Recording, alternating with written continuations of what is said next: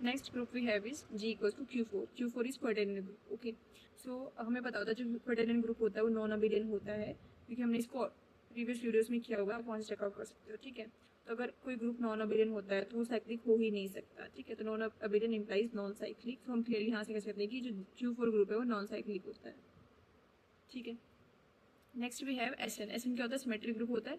इसका रिजल्ट ये होता है कि हमारे पास साइक्लिक होगा या नहीं होगा. इसका आंसर होता है कि नीड नॉट बी साइक्लिक. तो हम इसको चेक कर लेते हैं n की वैल्यू से. ठीक है, अगर n की वैल्यू 1 ली तो S1 के अंदर कौन सा एलिमेंट होगा? सिर्फ आइडेंटिटी होगा, और हमें पता है आइडेंटिटी का ऑर्डर 1 होता है. तो ये हमारे पास क्या हो जाएगा? साइक्लिक हो जाएगा, क्योंकि जो भी ग्रुप का ऑर्डर था वही आइडेंटिटी का ऑर्डर आ गया.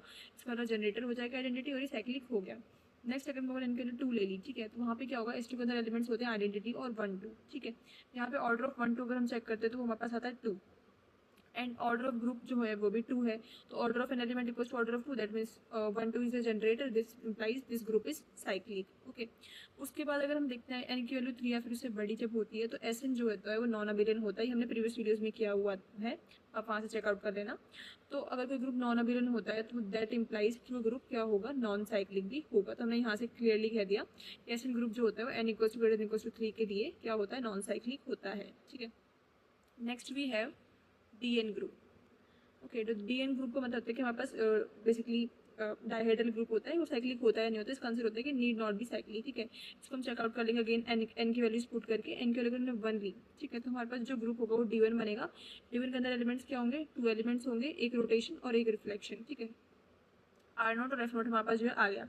यहाँ पे हमें पता है कि R0 का जो ऑर्डर होता है वो तो 1 होता है. यस, बट जो हमारा ये F0 है इसकी जो ऑर्डर होता है वो क्या होता है? वो 2 होता है. ठीक है, तो यहाँ पे जो ग्रुप का ऑर्डर था वो क्या था? 2 था, और हमारे पास F0 एक एलिमेंट आ गया जिसका ऑर्डर 2 है, तो ये क्या हो गया? साइक्लिक हो गया. ठीक है, नेक्स्ट अगर हम n की वैल्यू 2 लेंगे, n की वैल्यू 2 लेंगे तो वहाँ पे D2 के अंदर एलिमेंट्स कौन कौन से होते हैं? R0 R180 H और V. R0 के आइडेंटिटीज का ऑर्डर 1 होता है, और इन सब के जो ऑर्डर्स होते हैं क्या होते हैं? 2 2 और 2. बट क्लियरली अगर हम यहाँ पर देखें जो D2 होता है उसका ऑर्डर क्या होता है? 4 होता है, बट हमारे जो एलिमेंट्स हैं उनका ऑर्डर क्या है? 1 2 2 और 2. तो यहाँ पे there is no element having exactly order equals to order of group. तो इसीलिए हमारे पास ये जो D2 हम लोग जो D2 ले रहे हैं वो साइक्लिक नहीं है. तो ये एग्जांपल हो गया हमारे पास एक ग्रुप जो अबिलियन है बट साइक्लिक नहीं है. ठीक है, D2 अबिलियन तो होता है. अबिलियन क्यों होता है? क्योंकि हमारे जो एलिमेंट्स है ना, ये R0 R180 H और V, ये सेल्फ इनवर्स है. मतलब इनका सेल्फ इनवर्स का मतलब क्या होता है कि ऑर्डर इनका 2 आया ना यहाँ पे, तो ये सेल्फ इनवर्स आ गया. इसका मतलब हमारे पास ग्रुप जो है अबिलियन हो जाएगा. बट क्योंकि ऑर्डर 4 इक्वल नहीं आया इसीलिए हमारा साइक्लिक नहीं है. तो अल्टीमेट जो रिजल्ट आया वो क्या आया कि अगर हम DN की बात करेंगे n greater than equal to 3, even 2 के लिए भी जो ग्रुप होता है नॉन साइक्लिक होता है. ओके